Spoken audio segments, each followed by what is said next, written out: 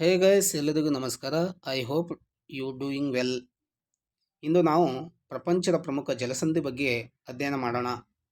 ಈ ಜಲಸಂಧಿಯ ತನ್ನ ಕಾರ್ಯ ಯಾವ ರೀತಿ ನಿರ್ವಹಿಸ್ತದೆ ಅನ್ನೋದನ್ನು ನಾವು ಇವತ್ತು ನೋಡೋಣ. ಮೊದಲನೇದಾಗಿ ಕುಕ್ ಜಲಸಂಧಿ.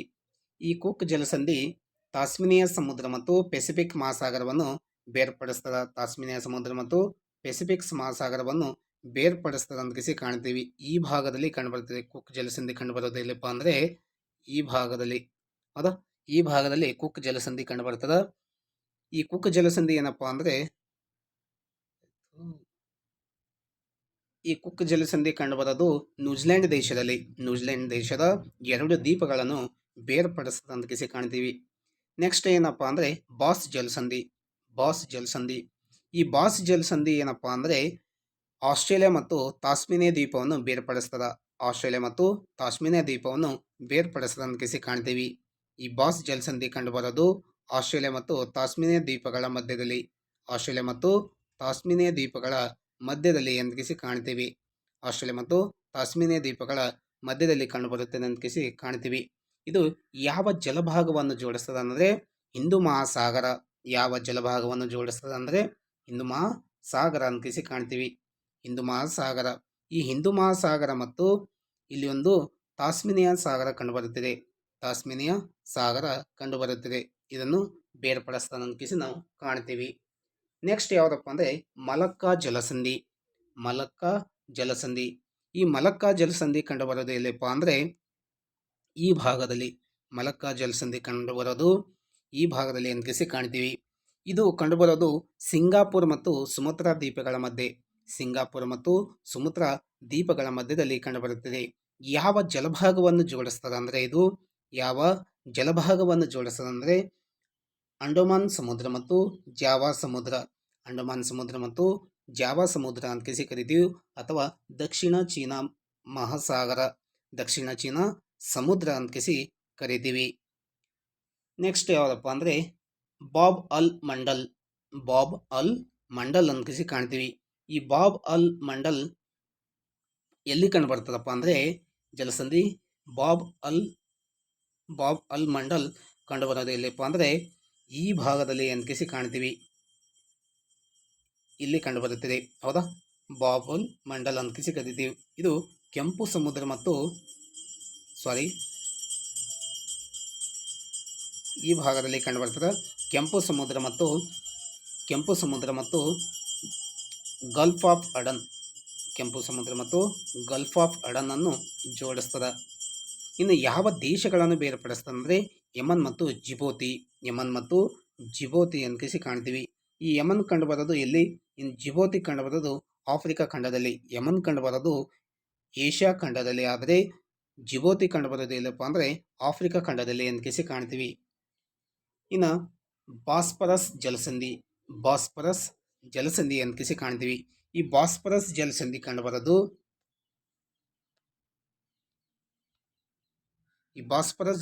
ಕಂಡುಬರೋದು ಎಲ್ಲಿಪ್ಪ ಅಂದರೆ ಈ ಭಾಗದಲ್ಲಿ ಕಂಡುಬರ್ತದೆ. ಹೌದಾ, ಈ ಭಾಗದಲ್ಲಿ ಬಾಸ್ಪರಸ್ ಜಲಸಂಧಿ. ಬಾಸ್ಪರಸ್ ಜಲಸಂಧಿ. ಈ ಭಾಗದಲ್ಲಿ ಬಾಸ್ಪರಸ್ ಜಲಸಂಧಿ ಕಂಡುಬರ್ತದೆ. ಬಾಸ್ಪರಸ್ ಜಲಸಂಧಿ ಇದು ಬ್ಲ್ಯಾಕ್ ಸಿ ಮತ್ತು ಮರ್ಮರಾಸಿ. ಹೌದಾ, ಮರ್ಮರಾಸಿಯನ್ನು ಜೋಡಿಸ್ತದೆ. ಬ್ಲ್ಯಾಕ್ ಸಿ ಮತ್ತು ಮರ್ಮರಾಸಿಯನ್ನು ಜೋಡಿಸ್ತದೆ. ಈ ಟರ್ಕಿ ದೇಶ ಅದಲ್ಲ, ಈ ಟರ್ಕಿ ದೇಶದಲ್ಲಿ ಕಂಡುಬರುತ್ತದೆ. ಟರ್ಕಿ ದೇಶದಲ್ಲಿ ಕಂಡುಬರುತ್ತದೆ ಅಂತ ಕಾಣ್ತೀವಿ. ಇನ್ನು ನೆಕ್ಸ್ಟ್ ಯಾವುದಪ್ಪ ಅಂದರೆ ಜಿಬ್ರಾಲ್ಟರ್ ಜಲಸಂಧಿ. ಜಿಬ್ರಾಲ್ಟರ್ ಜಲಸಂಧಿ ಕಂಡುಬರೋದು ಇಲ್ಲಿ. ಈ ಜಿಬ್ರಾಲ್ಟರ್ ಜಲಸಂಧಿ ಕಂಡುಬರೋದು ಎಲ್ಲಿಪ್ಪ ಅಂದರೆ ಯುರೋಪ್ ಖಂಡ ಮತ್ತು ಆಫ್ರಿಕಾ ಖಂಡಗಳ ಮಧ್ಯೆ. ಯುರೋಪ್ ಖಂಡ ಮತ್ತು ಆಫ್ರಿಕಾ ಖಂಡಗಳ ಮಧ್ಯದಲ್ಲಿ ಅಂತ ಕಾಣ್ತೀವಿ. ಯುರೋಪ್ ಖಂಡ ಮತ್ತು ಆಫ್ರಿಕಾ ಖಂಡಗಳ ಮಧ್ಯದಲ್ಲಿ ಕಾಣ್ತೀವಿ. ಈ ಯುರೋಪ್ ಖಂಡ ಏನಪ್ಪಾ ಅಂದರೆ ಇಲ್ಲಿ ಈ ಯುರೋಪ್ ಖಂಡ, ಆನಂತರ ಆಫ್ರಿಕಾ ಖಂಡ. ಯುರೋಪ್ ಖಂಡದ ಏನಪ್ಪಾ ಅಂದರೆ ಸ್ಪೇನ್ ದೇಶ ಬಂದರೆ, ಇಲ್ಲಿ ಆಫ್ರಿಕಾ ಖಂಡದಲ್ಲಿ ಮೊರಾಕೊ ದೇಶ ಬರುತ್ತದೆ. ಯಾವ ದೇಶಗಳೆಂದು ಕೇಳಿದರೆ ಸ್ಪೇನ್ ಮತ್ತು ಮೊರಾಕೊ. ಯಾವ ಖಂಡಗಳು ಎಂದು ಕರೆದರೆ ಯುರೋಪ್ ಮತ್ತು ಆಫ್ರಿಕಾ. ಯಾವ ಸಾಗರವನ್ನು ಜೋಡಿಸ್ತದೆ ಅಂದರೆ ಅಟ್ಲಾಂಟಿಕ್ ಸಾಗರ ಮತ್ತು ಮೆಡಿಟರೇನಿಯನ್ ಸಮುದ್ರ. ಅಟ್ಲಾಂಟಿಕ್ ಸಾಗರ ಮತ್ತು ಮೆಡಿಟರೇನಿಯನ್ ಸಮುದ್ರ ಅಂತ ಕಾಣ್ತೀವಿ. ನೆಕ್ಸ್ಟ್ ಮೆಗಲಾನ್ ಜಲಸಂಧಿ ಅಂತ ಕಾಣ್ತೀವಿ. ಮೆಗಲಾನ್ ಜಲಸಂಧಿ. ಈ ಮೆಗಲಾನ್ ಜಲಸಂಧಿ ಕಂಡುಬರೋದು ಎಲ್ಲಿಪ್ಪ ಅಂದರೆ ಚೀಲಿ ದೇಶದಲ್ಲಿ ಅಂತ ಕಾಣ್ತೀವಿ. ಚೀಲಿ ದೇಶದಲ್ಲಿ ಕಂಡುಬರುತ್ತದೆ ಅಂತ ಕಾಣ್ತೀವಿ. ಈ ಭಾಗದಲ್ಲಿ ಕಂಡುಬರ್ತದೆ ಮೆಗಲಾನ್ ಜಲಸಂಧಿ. ಹೌದಾ, ಈ ಭಾಗದಲ್ಲಿ ಕಂಡುಬರ್ತದ. ಇಲ್ಲಿ ಚೀಲಿ ದೇಶ ಕಂಡುಬರ್ತದ. ಈ ಕಡೆ ಏನಪ್ಪಾ ಅಂದ್ರೆ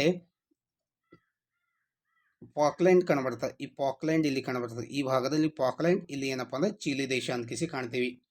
ಇದು ಏನಪ್ಪಾ ಅಂದ್ರೆ ಪೆಸಿಫಿಕ್ಸ್ ಮಹಾಸಾಗರ.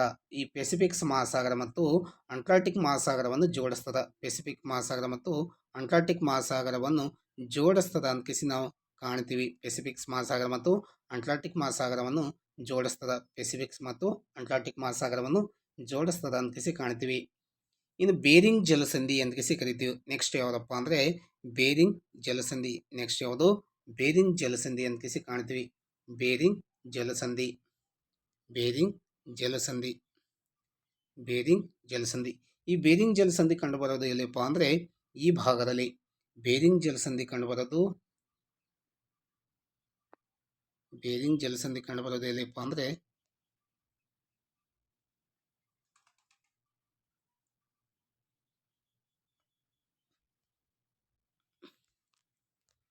ಈ ಭಾಗದಲ್ಲಿ ಕಂಡುಬರ್ತದೆ. ಹೌದಾ,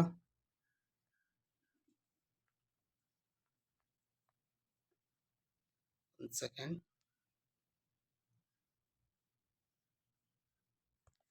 ಈ ಭಾಗದಲ್ಲಿ ಕಂಡುಬರ್ತದೆ ಬೇರಿಂಗ್ ಜಲಸಂಧಿ ಕಂಡುಬರೋದು.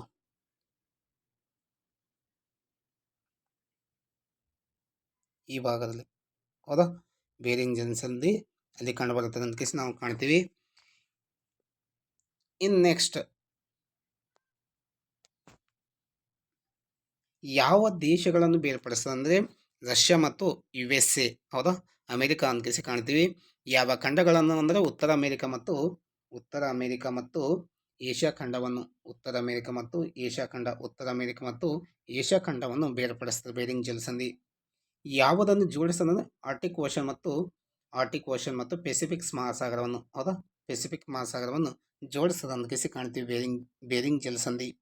ಇನ್ನು ಸೊಂಡಾ ಜಲಸಂಧಿ. ನೆಕ್ಸ್ಟ್ ಯಾವುದಪ್ಪ ಅಂದರೆ ಸೊಂಡಾ ಜಲಸಂಧಿ. ಈ ಸೊಂಡಾ ಜಲಸಂಧಿ ಎಲ್ಲಿ ಕಂಡುಬರ್ತದಪ್ಪ ಅಂದರೆ ಜಾವಾ ಮತ್ತು ಇಂಡಿಯನ್ ಓಷನ್. ಜಾವಾ ಮತ್ತು ಇಂಡಿಯನ್ ಓಷನ್ ಅಂತ ಕಾಣ್ತೀವಿ. ಈ ಸೊಂಡಾ ಜಲಸಂಧಿ ಕಂಡುಬರೋದು ಎಲ್ಲಿಪ್ಪ ಅಂದರೆ ಈ ಭಾಗದಲ್ಲಿ ಕಂಡುಬರ್ತದೆ. ಸೊಂಡಾ ಎಲ್ಲಿ ಬರ್ತದ? ಈ ಭಾಗದಲ್ಲಿ ಇಲ್ಲಿ ಕಂಡುಬರ್ತದೆ. ಸೊಂಡಾ ಜಲಸಂಧಿ ಅಂತ ಕರಿತೀವಿ. ಈ ಸೊಂಡಾ ಜಲಸಂಧಿ ಏನಪ್ಪ ಅಂದರೆ ಹಿಂದೂ ಮಹಾಸಾಗರ ಮತ್ತು ಯಾವುದಪ್ಪ ಅಂದರೆ ಜಾವಾಸಿ ಕಂಡುಬರ್ತದೆ. ಇಲ್ಲಿ ಈ ಜಾವಾಸಿಯನ್ನು ಜೋಡಿಸ್ತದೆ. ಯಾವ ದ್ವೀಪಗಳನ್ನು ಬೇರ್ಪಡಿಸ್ತದೆ ಅಂದರೆ ಸುಮತ್ರಾ ದ್ವೀಪವನ್ನು. ಯಾವ ದ್ವೀಪಗಳನ್ನು ಬೇರ್ಪಡಿಸ್ತದೆ ಅಂದರೆ ಇಂಡೋನೇಷ್ಯಾದ ಸುಮತ್ರಾ ಮತ್ತು ಜಾವಾ ದ್ವೀಪಗಳನ್ನು ಬೇರ್ಪಡಿಸ್ತದೆ ಅಂತ ಕಾಣ್ತೀವಿ. ನೆಕ್ಸ್ಟ್ ಯಾವುದಪ್ಪ ಅಂದರೆ ಮೊಜಾಂಬಿಕ್ ಚಾನಲ್ ಅಂತ ಕಾಣ್ತೀವಿ. Mozambique channel. ಈ ಮೊಜಾಂಬಿಕ್ ಚಾನಲ್ ಕಂಡುಬರೋದು ಎಲ್ಲಿಪ್ಪ ಅಂದರೆ ಹಿಂದೂ ಮಹಾಸಾಗರದಲ್ಲಿ ಅಂತ ಕರಿತೀವಿ. ಹಿಂದೂ ಮಹಾಸಾಗರದಲ್ಲಿ ಈ ಭಾಗ. ಹೌದಾ, ಈ ಮೊಜಾಂಬಿಕ್ ಚಾನಲ್ ಕಂಡುಬರೋದೇ ಇಲ್ಲಿ. ಹಿಂದೂ ಮಹಾಸಾಗರ ಯಾವ ಖಂಡದಲ್ಲಿ ಅಂದರೆ ಆಫ್ರಿಕಾ ಖಂಡದಲ್ಲಿ, ಅದರಲ್ಲಿ ದಕ್ಷಿಣ ಆಫ್ರಿಕಾ ಖಂಡದಲ್ಲಿ ಅಂತ ಕಾಣ್ತೀವಿ. ಈ ಮಡಗಾಸ್ಕರ ದ್ವೀಪ ಮತ್ತು ಮೊಜಾಂಬಿಕ್ ದೇಶವನ್ನು ಬೇರ್ಪಡಿಸುವ ಚಾನಲ್ ಯಾವುದಪ್ಪ ಅಂದರೆ ಮೊಜಾಂಬಿಕ್ ಚಾನಲ್ ಅಂತ ಕಾಣ್ತೀವಿ. Mozambique channel. ಇನ್ನು ನಾರ್ತ್ ಚಾನಲ್ ಅಂತ ಕಾಣ್ತೀವಿ. ನೆಕ್ಸ್ಟ್ ಯಾವುದಪ್ಪ ಅಂದರೆ ನಾರ್ತ್ ಚಾನಲ್. ಈ ನಾರ್ತ್ ಚಾನಲ್ ಎಲ್ಲಿ ಕಂಡುಬರ್ತದಪ್ಪ ಅಂದರೆ ಅಂಟಾರ್ಟಿಕ್ ಓಷನ್ ಮತ್ತು ನಾರ್ತ್ ಸಿ. ಹೌದಾ, ಈ ಭಾಗದಲ್ಲಿ ಕಾಣುತ್ತೆ. ಅಂಟಾರ್ಟಿಕ್ ಓಷನ್ ಮತ್ತು ನಾರ್ತ್ ಸಿ. ಅಂಟಾರ್ಟಿಕ್ ಓಷನ್ ಮತ್ತು ನಾರ್ತ್ ಸಿ. ಅಂಟಾರ್ಟಿಕ್ ಓಷನ್ ಮತ್ತು ನಾರ್ತ್ ಸಿ ಈ ಭಾಗದಲ್ಲಿ ಕಂಡುಬರ್ತದೆ. ಹೌದಾ, ಇದು ಏನಪ್ಪ ಅಂದರೆ ಅಂಟಾರ್ಟಿಕ್ ಓಷನ್ ಮತ್ತು ನಾರ್ತ್ ಸಿಯನ್ನು ಜೋಡಿಸ್ತದೆ ಅಂತ ಕಾಣ್ತೀವಿ ಈ ಭಾಗದಲ್ಲಿ. ಹೌದಾ, ಈ ಭಾಗದಲ್ಲಿ ಕಂಡು ಬರುತ್ತದೆ ಅಂತ ಹೇಳ್ತೀವಿ. ಇದು ಯಾವ ದೇಶಗಳನ್ನು ಬೇರ್ಪಡಿಸ್ತದಪ್ಪ ಅಂದರೆ ಸ್ಕಾಟ್ಲೆಂಡ್ ಮತ್ತು UK. ಹೌದಾ, ಸ್ಕಾಟ್ಲೆಂಡ್ ಮತ್ತು UK. ಇದು UK. ಸ್ಕಾಟ್ಲೆಂಡ್ ಮತ್ತು UK. ಸ್ಕಾಟ್ಲೆಂಡ್ ಮತ್ತು UK ಅಂತ ಕಾಣ್ತೀವಿ. ಇದು ಸ್ಕಾಟ್ಲೆಂಡ್. ಮೇಲ್ಗಡೆ ಇರೋದು UK. ಹೌದಾ, ಸ್ಕಾಟ್ಲೆಂಡ್ ಮತ್ತು UK ಅಂತ ಕಾಣ್ತೀವಿ. ಇದು ಸ್ಕಾಟ್ಲೆಂಡ್, ಇದು UK. ನೆಕ್ಸ್ಟ್ ಯಾವುದಪ್ಪ ಅಂದರೆ ಡೇವಿಸ್ ಜಲಸಂಧಿ. ಡೇವಿಸ್ ಜಲಸಂಧಿ ಅಂತ ಕಾಣ್ತೀವಿ. ಈ ಡೇವಿಸ್ ಜಲಸಂಧಿ ಕಂಡುಬರೋದು ಎಲ್ಲಿಪ್ಪ ಅಂದರೆ ಬೇ ಆಫ್ ಬೆಫಿನ್ ಮತ್ತು ಲ್ಯಾಬ್ರಾಡಾರ್ ಸಿ. ಹೌದಾ, ಬೇ ಆಫ್ ಬೆಫಿನ್ ಮತ್ತು ಲ್ಯಾಬ್ರಾಡಾರ್ ಸಿ ಅಂತ ಕಿಸಿ ಕಾಣ್ತೀವಿ. ಬೇ ಆಫ್ ಬೆಫಿನ್ ಮತ್ತು ಲ್ಯಾಬ್ರಾಡಾರ್ ಸಿ ಅಂತ ಕಿಸಿ ಕಾಣ್ತೀವಿ. ಈ ಬೇ ಆಫ್ ಬೆಫಿನ್ ಮತ್ತು ಲ್ಯಾಬ್ರಾಡಾರ್ ಸಿ ಕಂಡುಬರೋದು ಎಲ್ಲಿಪ್ಪ ಅಂದರೆ ಈ ಭಾಗದಲ್ಲಿ, ಇಲ್ಲಿ ಹೌದಾ.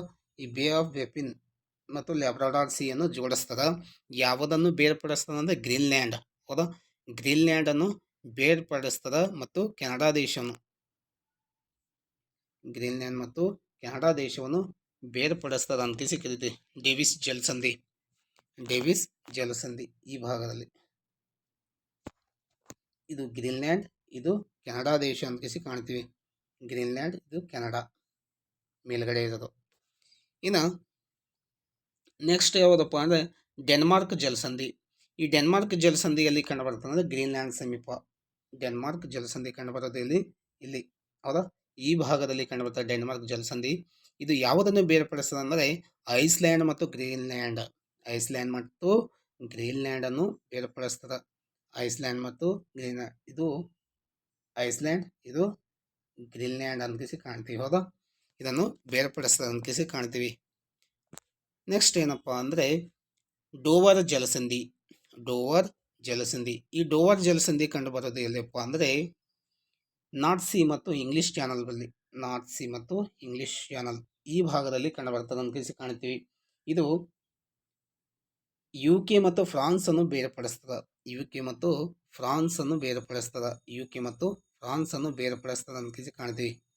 ಇದು ಡೇವಿಸ್ ಜಲಸಂಧಿ ಅಂತ ಕರಿತೀವಿ. ಯು ಕೆ ಇದು ಆದರೆ ಫ್ರಾನ್ಸ್ ಇದು, ಹೌದಾ. ಇದನ್ನು ಬೇರ್ಪಡಿಸ್ತದೆ. ನೆಕ್ಸ್ಟ್ ಯಾವುದಪ್ಪ ಅಂದರೆ ಯಾವುದನ್ನು ಜೋಡಿಸ್ತದ ಅಂದರೆ ಇದು ನಾರ್ತ್ ಸಿ ಮತ್ತು ಇಂಗ್ಲಿಷ್ ಚಾನಲ್ ಅಂತ ಕರಿತೀವಿ. ಇನ್ನು ಫ್ಲೋರಿಡಾ ಜಲಸಂಧಿ. ಈ ಫ್ಲೋರಿಡಾ ಜಲಸಂಧಿ ಏನಪ್ಪ ಅಂದರೆ Gulf of Mexico, Gulf of Mexico ಅಂತ ಕಾಣ್ತೀವಿ. ಈ ಗಲ್ಫ್ ಆಫ್ ಮೆಕ್ಸಿಕೋ ಏನಪ್ಪ ಅಂದರೆ ಎಲ್ಲಿ ಕಂಡುಬರ್ತದೆ ಈ ಭಾಗದಲ್ಲಿ, ಗಲ್ಫ್ ಆಫ್ ಮೆಕ್ಸಿಕೋ ಅಂತ ಕರಿತೀವಿ. ಈ ಗಲ್ಫ್ ಆಫ್ ಮೆಕ್ಸಿಕೋ ಮತ್ತು ಅಟ್ಲಾಂಟಿಕ್ ಓಷನ್ ಅನ್ನು ಜೋಡಿಸ್ತದ. ಗಲ್ಫ್ ಆಫ್ ಮೆಕ್ಸಿಕೋ ಮತ್ತು ಅಟ್ಲಾಂಟಿಕ್ ಓಷನ್, ಇದು Gulf of Mexico, Gulf of Mexico, ಇದು ಗಲ್ಫ್ ಆಫ್ ಮೆಕ್ಸಿಕೋ, ಇದು ಅಟ್ಲಾಂಟಿಕ್ ಓಷನ್, ಹೌದಾ. ಅಟ್ಲಾಂಟಿಕ್ ಓಷನ್ ಅಂತ ಕಾಣ್ತೀವಿ. ಇದನ್ನು ಜೋಡಿಸ್ತದ. ಯಾವುದನ್ನು ಬೇರ್ಪಡಿಸ್ತದೆ ಅಂದರೆ ಯು ಎಸ್ ಎ ಮತ್ತು ಕ್ಯೂಬಾ ದೇಶವನ್ನು, ಯು ಎಸ್ ಎ ಮತ್ತು ಕ್ಯೂಬಾ ದೇಶವನ್ನು ಬೇರ್ಪಡಿಸ್ತದೆ ಅಂತ ಕಾಣ್ತೀವಿ. ಇದು ಅಮೇರಿಕಾ, ಇದು ಕ್ಯೂಬಾ. ಇದರ ಮಧ್ಯದಲ್ಲಿ ಕಂಡುಬರೋದು ಯಾವುದಪ್ಪ ಅಂದರೆ ಫ್ಲೋರಿಡಾ ಜಲಸಂಧಿ ಅಂತ ಕರಿತೀವಿ. ಫ್ಲೋರಿಡಾ ಜಲಸಂಧಿ. ಇನ್ನು ನೆಕ್ಸ್ಟ್ ಯಾವುದಪ್ಪ ಅಂದರೆ ಅಂಡಮಾನ್ ನಿಕೋಬಾರದಲ್ಲಿ ಕಂಡುಬರ್ತದೆ, ಹೌದಾ. ಈ ಅಂಡಮಾನ್ ನಿಕೋಬಾರ ದ್ವೀಪದಲ್ಲಿ ಕಂಡುಬರುವ 10 ಡಿಗ್ರಿ ಚಾನಲ್ ಅಂತ ಕರಿತೀವಿ. 10 ಡಿಗ್ರಿ ಚಾನಲ್, 10 ಡಿಗ್ರಿ ಚಾನಲ್ ಕಂಡುಬರೋದೇ ಈ ಭಾಗದಲ್ಲಿ, ಹೌದಾ. ಈ ಭಾಗದಲ್ಲಿ ಕಂಡುಬರ್ತದೆ 10 ಡಿಗ್ರಿ ಚಾನಲ್ ಅಂತ ಕಾಣ್ತೀವಿ. ಇಲ್ಲಿ ಕಂಡುಬರ್ತದೆ. ಇದು ಏನಪ್ಪ ಅಂದರೆ ಬಂಗಾಳ ಕೊಲ್ಲಿ ಮತ್ತು ಅಂಡಮಾನ್ ಸಾಗರವನ್ನು ಜೋಡಿಸ್ತದೆ. ಬಂಗಾಳ ಕೊಲ್ಲಿ ಮತ್ತು ಅಂಡಮಾನ್ ಸಾಗರವನ್ನು ಜೋಡಿಸ್ತದೆ. ಯಾವ ದ್ವೀಪಗಳನ್ನು ಬೇರ್ಪಡಿಸ್ತದೆ ಅಂದರೆ ಲಿಟಲ್ ಅಂಡಮಾನ್ ಮತ್ತು ಕೋರ್ ನಿಕೋಬಾರ್, ಲಿಟಲ್ ಅಂಡಮಾನ್ ಮತ್ತು ಕೋರ್ ನಿಕೋಬಾರ್. ನೆಕ್ಸ್ಟ್ ಯಾವುದಪ್ಪ ಅಂದರೆ ಇಂಗ್ಲಿಷ್ ಚಾನಲ್, ಇಂಗ್ಲಿಷ್ ಚಾನಲ್ ಅಂತ ಕಾಣ್ತೀವಿ. ಈ ಇಂಗ್ಲಿಷ್ ಚಾನಲ್ ಎಲ್ಲಿ ಕಂಡುಬರ್ತದೆ ಅಂದರೆ ಅಟ್ಲಾಂಟಿಕ್ ಓಷನದಲ್ಲಿ ಕಂಡುಬರ್ತದೆ. ಅಟ್ಲಾಂಟಿಕ್ ಓಷನದಲ್ಲಿ ಕಂಡುಬರ್ತದೆ ಅಂತ ಕಾಣ್ತೀವಿ ಮೇಲ್ಗಡೆ, ಹೌದಾ. ಈ ಭಾಗದಲ್ಲಿ ಕಂಡುಬರ್ತದೆ ಅಟ್ಲಾಂಟಿಕ್ ಓಷನ್, ಇಲ್ಲಿ ಕಂಡುಬರ್ತದೆ. ಇದು ಯು ಕೆ ಮತ್ತು ಫ್ರಾನ್ಸ್ ಅನ್ನು ಬೇರ್ಪಡಿಸ್ತದೆ. ಯು ಕೆ ಮತ್ತು ಫ್ರಾನ್ಸ್ ಅನ್ನು ಬೇರ್ಪಡಿಸ್ತದೆ ಅಂತ ಹೇಳ್ತೀವಿ. ಧನ್ಯವಾದಗಳು.